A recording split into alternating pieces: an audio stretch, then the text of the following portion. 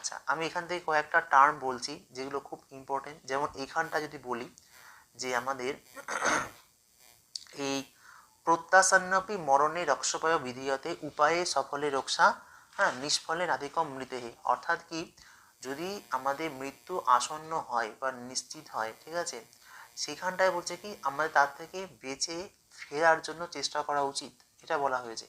আর যদি উপায় সফল হয়ে যায় তাহলে আমরা অবশ্যই বেঁচে যাব, সেটা খুব ভালো। আর যদি সেটা নিষ্ফল হয় তাহলে তো মৃত্যুর অধিক তো কিছু নেই, এটাই বলা হচ্ছে। এইটা হচ্ছে আমাদের এই গল্পে কিন্তু নীতি কথা। আচ্ছা, এবং এছাড়াও আরেকটি বলা হয়েছে যে অপি যা ব্যাধি না পীড্যমানপি, যে ব্যক্তি ব্যাধি বা রোগের দ্বারা আক্রান্ত হয়েছে, আচ্ছা, অথবা মার্যমানপি ভুভুজা, মানে মুমূর্ষ ব্যক্তি কথা বলা হচ্ছে, যিনি হয়তো আর বেশি দিন বাঁচবেন না, সেরম ব্যক্তি।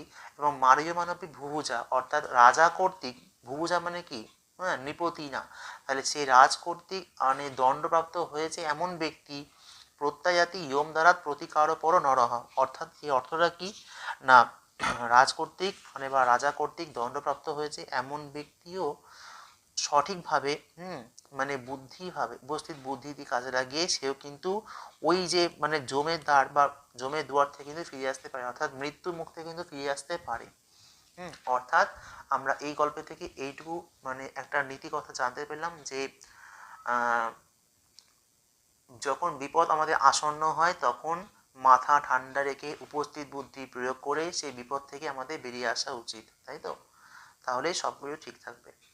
তো আশা করছি তোমরা সকলে উপকৃত হয়েছো এই ক্লাসটি দেখে। তো এর পরবর্তীকালে আমি আবার নেক্সট পার্টের ভিডিও নিয়ে আসছি খুব শীঘ্রই। তোমরা এই সংস্কৃত লাভার্স চ্যানেলটি সাবস্ক্রাইব করে পাশে থাকবে। আর আমি তোমাদের অনলাইনে ক্লাস শুরু করে দিয়েছি।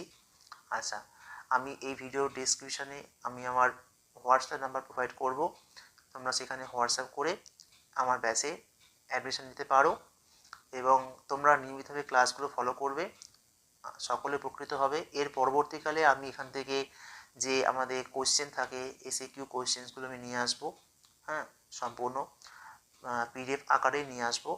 তো তোমরা সকলেই থাকবে আশা রাখছি। সকলে খুব ভালো থেকো, সকলকে অসংখ্য ধন্যবাদ।